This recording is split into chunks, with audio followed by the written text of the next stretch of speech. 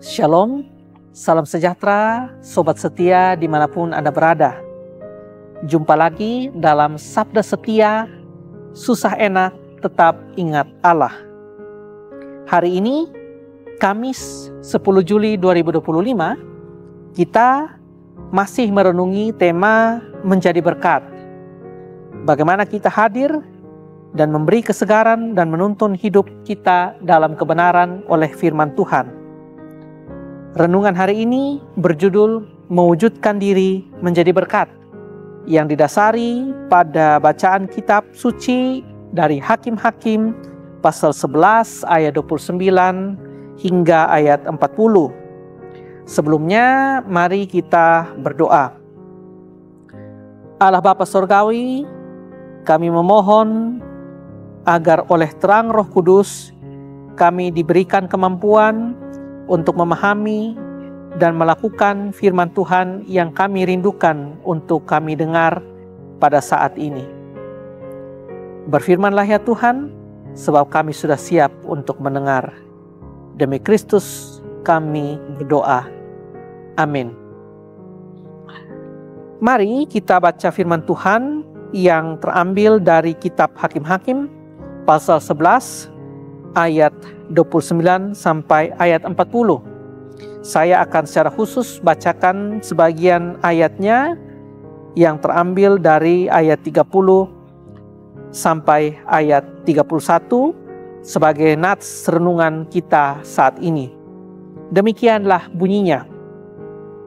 Lalu bernasalah Yefta kepada Tuhan, katanya, "Jika engkau sungguh-sungguh menyerahkan Bani Amon itu ke dalam tanganku, maka apa yang keluar dari pintu rumahku untuk menemui aku pada waktu aku kembali dengan selamat dari Bani Amon, itu akan menjadi kepunyaan Tuhan dan aku akan mempersembahkannya sebagai korban bakaran."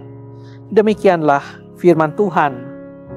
Sobat setia, adalah seorang yang gagah perkasa. Yefta namanya. Salah satu dari beberapa hakim yang pernah memimpin bangsanya. Namun, dalam hidupnya yang gilang gemilang itu, rupanya ia pernah juga mengalami kepahitan. Ia dilahirkan sebagai anak yang tidak sah dari seorang ibu tuna susila, sehingga ia tidak memiliki hak waris. Ia ditolak oleh saudara-saudara dan bangsanya. Ia tersingkir dari lingkungannya. Ia tersingkir ke dalam lingkungan orang-orang yang terpinggirkan, yang terbuang, yang keras, dan yang ganas. Di lingkungan yang baru, dengan kondisi yang demikian, justru ia gunakan sebagai kesempatan untuk menempa diri, mewujudkan pribadi yang kuat dan tangguh. Sungguh pun demikian, Alkitab memberi kesaksian bahwa Yefta adalah orang yang tetap beriman kepada Tuhan. Hal ini dapat diketahui bahwa ketika tua-tua Gilead memintanya pulang guna mengatasi persoalan bangsa Israel yang sedang berselisih dengan orang-orang Amon, Yefta menyanggupi dan bahkan ia membawa persoalan itu kepada Tuhan. Ia bernasar, apabila Tuhan memberikan ia kemenangan, maka apapun yang keluar dari pintu rumahnya saat ia pulang dari peperangan, itu adalah milik Tuhan. Itu akan dipersembahkan sebagai korban bakaran.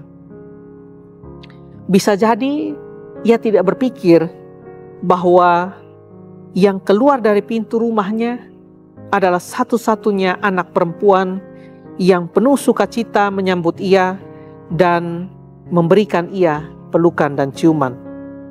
Nasar Yefta menggambarkan betapa kuat imannya kepada Tuhan.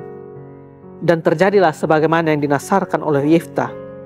Tuhan memberikan ia kemenangan dan oleh karena kemenangan ini, ia harus memenuhi nasarnya itu tadi. Padahal, menurut peraturan, Tuhan tidak berkenan pada persembahan bakaran berupa manusia.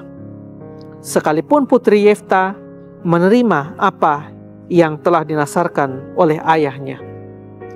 Terlepas dari itu semua, belajar dari kisah Yefta ini, kita mendapatkan sesuatu yang berharga.